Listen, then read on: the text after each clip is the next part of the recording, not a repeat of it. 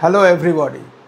Voter card verification সংক্রান্ত আরেকটা ভীষণ ভীষণ ভীষণ গুরুত্বপূর্ণ ভিডিও নিয়ে আপনাদের সামনে এসেছি। এর আগের যে দুটো ভিডিও আমি করেছিলাম তাতে যে অসংখ্য প্রশ্ন এসছে আপনাদের তরফ থেকে, আমি বারবার বলেছিলাম যে সেই প্রশ্নগুলোর উত্তর আমি দেব, তার আপডেট আমি দেব, এবং সেই আপডেট আজকেও থাকবে। এবং আজকের ভিডিওটা এই কারণেই এত গুরুত্বপূর্ণ যে এই ভিডিওটা প্রায় প্রত্যেকের কাজে লাগবে। সুতরাং নিজেদের জন্য বা অন্য কারোর জন্য যদি চান তাহলে অবশ্যই ভিডিওটাকে তাদের সঙ্গে শেয়ার করবেন, সো দ্যাট যাতে সবার মধ্যে এই নলেজটা থাকে। তাহলে চলুন আজকে আমরা এই ভিডিওটা তাহলে এখান থেকেই স্টার্ট করি।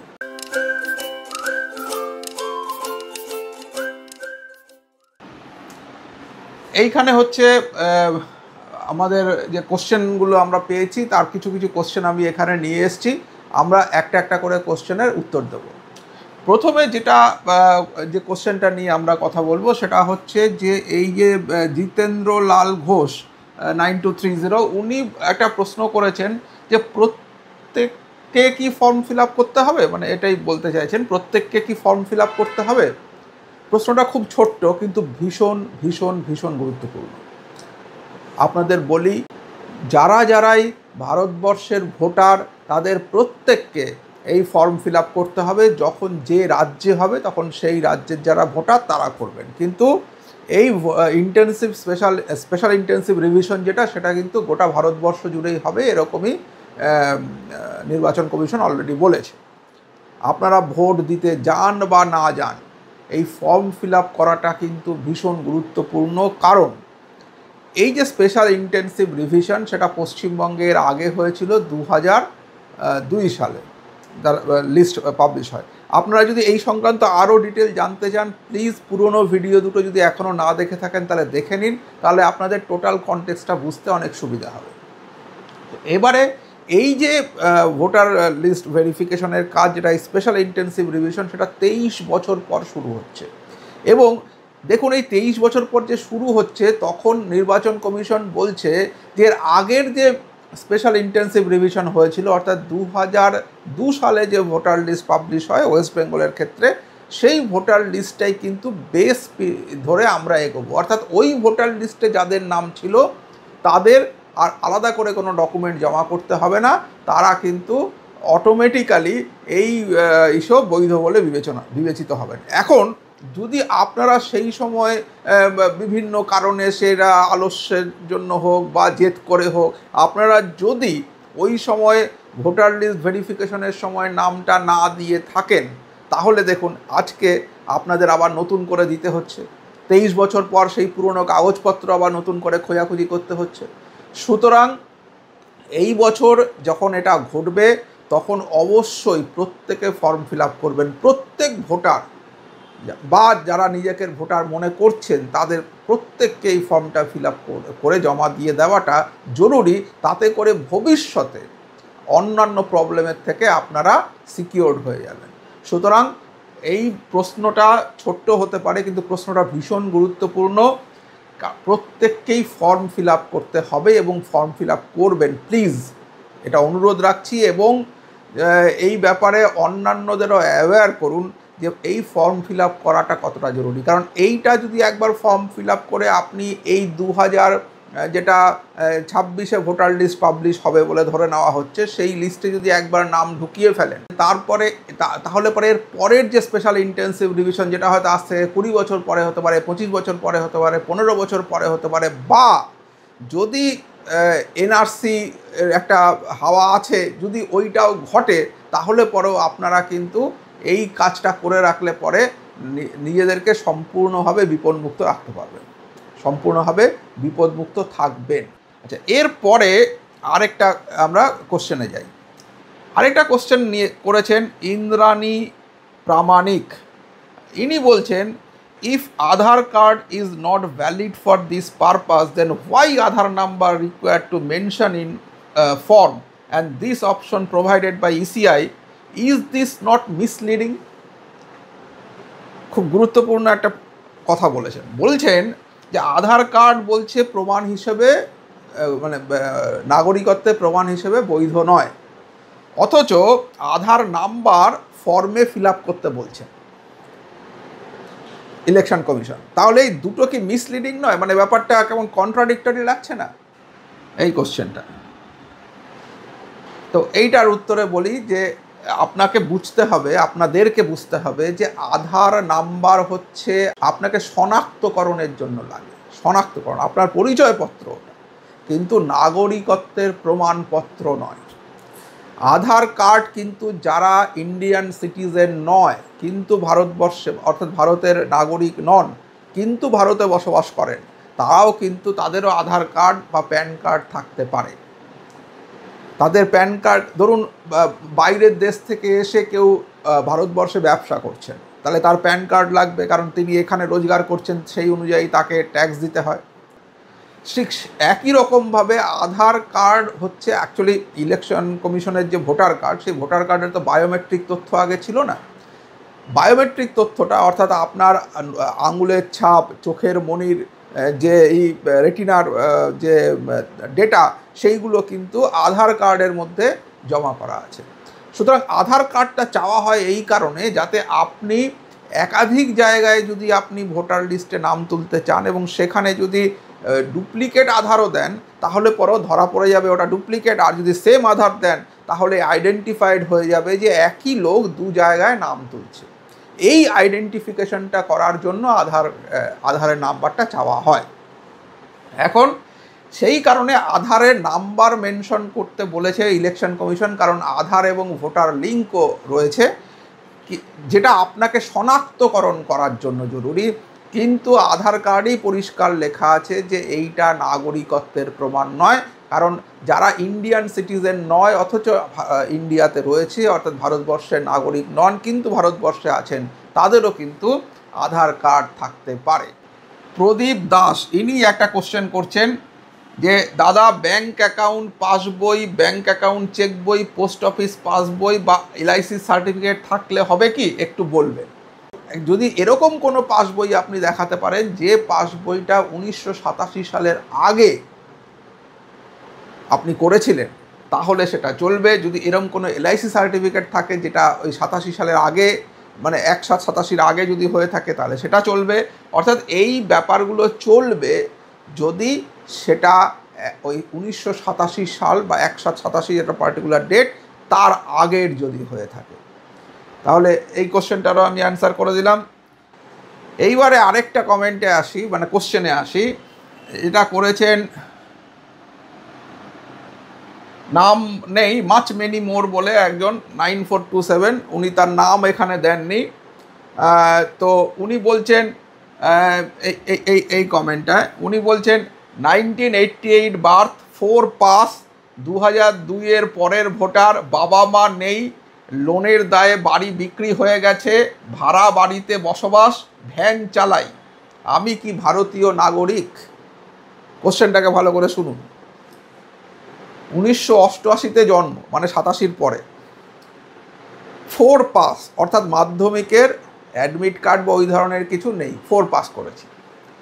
2002-এর পরের ভোটার, অর্থাৎ 2002-এর লিস্টেও আমার নাম নেই, বাবা মা নেই, বাবা মা নেই, সম্ভবত মারা গেছে, লোনের দায়ে বাড়ি বিক্রি হয়ে গেছে, অর্থাৎ লোন করেছিলাম তার দায়ে বাড়ি বিক্রি হয়ে গেছে, ভাড়া বাড়িতে বসবাস, উনি ভাড়া থাকেন, ভ্যান চালাই, ভ্যান চালাই, আমি কি ভারতীয় নাগরিক?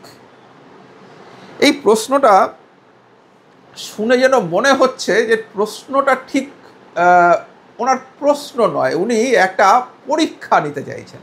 অর্থাৎ এইগুলো হলে কি সে ভারতীয় নাগরিক হবে, মানে এই প্রশ্নটা যেন উনি ছুড়ে দিচ্ছেন। কারণ ওনার নামটাও নেই, মাচ মেনি মোর 9427, এটা তো কারোর নাম নয়। অর্থাৎ উনি ওনার নিজের নাম প্রকাশে অনিচ্ছুক, উনি একটা প্রশ্ন করেছেন। আপনাকে একটা কথা বলি দাদা, আপনি ভারতীয় নাগরিক কিনা সেই কোশ্চেনটা আমাকে করার দরকার নেই। আপনি ভারতীয় নাগরিক কিনা সেই প্রশ্নটা আপনি আপনার বিবেককে করুন, উত্তর পেয়ে যাবেন। আপনি করুন, আপনি ভ্যান চালাতে পারেন, আপনার বাড়ি না থাকতে পারে, আপনার বাবা মা মারা যেতে পারে, আপনি 2002-এর পরে ভোটার লিস্টের 2002-এর লিস্টে নাম নেই আপনার, হতে পারে 1988-র পরে জন্ম হয়েছে, হতে পারে, সব হতে পারে।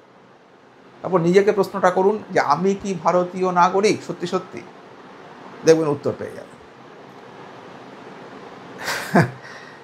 আমাদের নিজেদের বিবেকটা তো সবচেয়ে আগে, সে সব প্রশ্নের উত্তর জানে। যে প্রশ্ন আপনি এখানে করেছেন তার উত্তর আপনার বিবেকের কাছে আছে। কিন্তু তারপরেও আমি এইটাকে একটা কেস স্টাডি হিসেবেও যদি ধরে নিই, তারপরেও আমি বলবো যে হ্যাঁ, আপনি ভারতের নাগরিক হতে পারেন যদি আপনি এই যে লিখেছেন লোনের দায়ে বাড়ি বিক্রি হয়ে গেছে। আপনার যদি 88-তে জন্ম হয়, 2002-এর ভোটার লিস্টও নাম না থাকে, তাহলে ধরে নেওয়া যেতে পারে যে লোনের দায়ে বাড়ি তো আর 1988 মানে 1987 আগেই তার মানে বাড়িটা ছিল, কারণ আপনি জন্মেছেনই 1988-তে। তারপরে আপনি বড় হয়েছেন, তারপরে আপনি লোন করেছেন, তারপরে সেই লোন মেটাতে না পেরে তার দায়ে বাড়ি বিক্রি করেছেন। তাহলে ধরে নেওয়া যেতে পারে যে সেই বাড়ি 1988 সালের পরেই বিক্রি হয়েছে। আর এই প্রসঙ্গে আপনাকে আপনার এই কমেন্টটার জন্য আমি আলাদা করে সার্চ করে রেখেছি।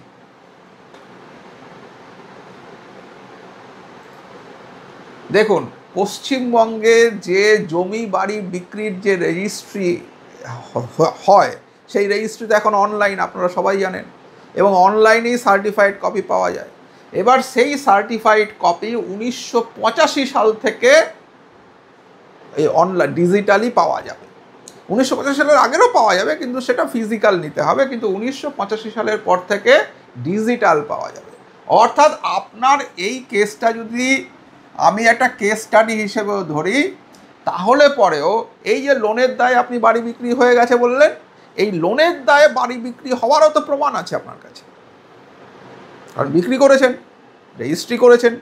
তাহলে সেই রেজিস্ট্রির কপিটাও যদি আপনি রাখেন, যদি নাও থাকে, আপনি সেটাকে যে কোনো সাইবার ক্যাফেতে গিয়ে ডাউনলোড করে নিতে পারেন, বা আপনি সরাসরি রেজিস্ট্রি অফিস, যেখানে রেজিস্ট্রি হয়েছিল, আপনি লোনের দ্বারে বাড়ি বিক্রি করে ভাড়া থাকছেন বা ভ্যান চালাচ্ছেন, মানে কাছাকাছি আছেন ধরে নেওয়া যেতে পারে, সেই রেজিস্ট্রি অফিসে গিয়ে জমির দলিলটা নিয়ে আসুন, বিক্রির দলিলটা।